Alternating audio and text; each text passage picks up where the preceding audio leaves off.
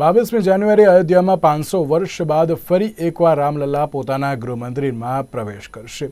દેશભરમાં રામ મંદિરની પ્રાણ પ્રતિષ્ઠાની ભવ્ય તૈયારીઓ ચાલી રહી છે, ત્યારે અમદાવાદ ખાતે રામ મંદિર માટે ભવ્ય ધ્વજસ્તંભ પણ તૈયાર કરવામાં આવ્યો છે, જેમાંથી એક ધ્વજસ્તંભ તૈયાર થતાં મેયર પ્રતિભાબેન જૈન તથા સ્ટેન્ડિંગ કમિટીના ચેરમેન સહિતના પદાધિકારીઓ અને કાઉન્સિલરોએ દર્શન કર્યા હતા।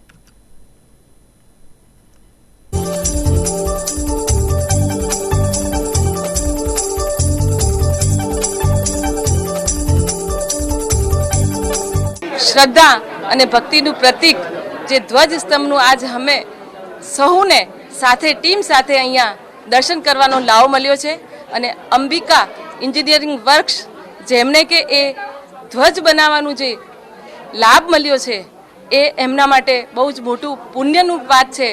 વડીલોના આશીર્વાદ હશે ત્યારે આવો લાભ એમને મળ્યો છે, એ માટે હું એમને ખૂબ ખૂબ અભિનંદન પાઠવું છું અને સાધુવાદ આપું છું। અને માનનીય વડાપ્રધાન શ્રી નરેન્દ્રભાઈ મોદીજીનું સપનું ભવ્ય રામ મંદિર નિર્માણનું જે આગામી 22મી જાન્યુઆરીએ પૂર્ણ થવા જઈ રહી છે, એના માટે અમે સૌએ અત્યંત હર્ષ અને ઉમંગ સાથે આજે અહીંયા ધ્વજસ્તંભના દર્શન કર્યા છે। દેશ માટે, સમગ્ર દેશ માટે એક ગૌરવની વાત છે કે ભગવાન રામનું અયોધ્યા ખાતે ભવ્ય મંદિર અનેક વર્ષોના સંઘર્ષ બાદ નિર્માણ પામવા થઈ રહ્યું છે અને એનું જે ધ્વજ છે એનું નિર્માણ અમદાવાદના ગોધા ખાતે થઈ રહ્યું છે। શ્રી એન્જિનિયરિંગ કંપનીના માલિકો છે ભરતભાઈ, એમને પણ હું ખૂબ અભિનંદન આપું છું। પુણ્યશાળી આત્મા હોય તેને જ આ કામ મળે અને આજે અમને મેયરશ્રીની સમગ્ર ટીમ, તમામ કોર્પોરેટરો, નગરસેવકો સાથે આજે અમે ધ્વજના દર્શન કર્યા છે।